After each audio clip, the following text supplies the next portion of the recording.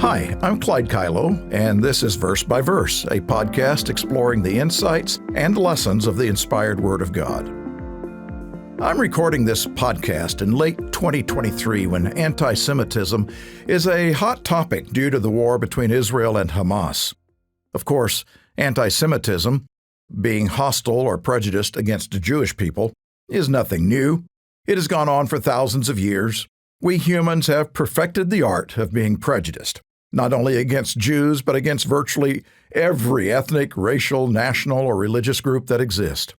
It is one of the most common sins, one that keeps hatred and division thriving. However, the verse we are looking at today, Matthew 1:17, gives us something significant to think about regarding anti-Semitism and, by extension, all prejudice and hatred. It's a rather benign-sounding verse. All it says is, "So all the generations from Abraham to David are 14 generations. From David until the captivity in Babylon are 14 generations. And from the captivity in Babylon until Christ are 14 generations." There are two genealogies for Jesus in the New Testament. Matthew's here traces his lineage as far back as Abraham, but Luke's goes all the way to Adam, who is listed as the Son of God. So what is the significance? Both make it clear that Jesus' ancestry was through Judah. And who was Judah? Well, he was one of the 12 sons of Jacob, whose name was later changed to Israel. After eventually becoming a nation, the descendants of these 12 sons formed what is called the 12 tribes of Israel. The Jews, so called because they descended from Judah, were only one of those tribes. Now today, thousands of years later, it's sometimes confusing because when the Jews were allowed to form a nation in 1948, they named it Israel instead of Judah. Therefore, when many people read about Israel in the Bible, particularly in yet unfulfilled prophecies, they assume Israel and Jew mean the same thing. They don't, and that's vital to understand. Download our booklet, The United States, Britain, and the Commonwealth in Prophecy, which explains this critically important story. But back to Jesus' genealogy. We find in verse 2 that David and Jesus descended from Judah, meaning they were Jews. So were Jesus' apostles, Peter, James, John, and the rest. So were the disciples, the original members of the church Jesus built, described in Acts 2 and subsequent chapters. They were all Jews. Now, Jesus being born a Jew was actually one of the oldest Old Testament Messianic prophecies. In Jacob's last words to his sons, recorded in Genesis 49, he foretold that regarding Judah, "The scepter shall not depart from Judah, nor a lawgiver from between his feet, until Shiloh comes." This is commonly understood to be a prophecy of Jesus.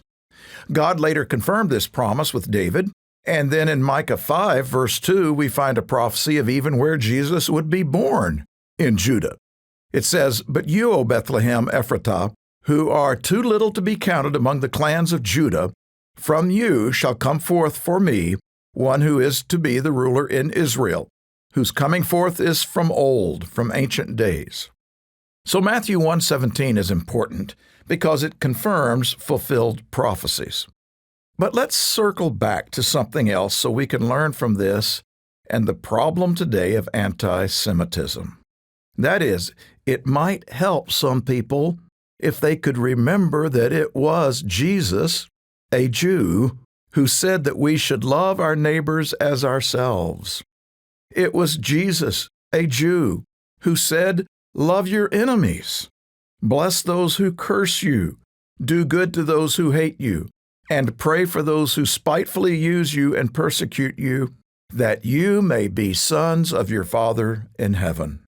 It was Jesus, a Jew, who gave his life for every human who has ever lived, regardless of their color, ethnicity, or anything else, even anti-Semitism.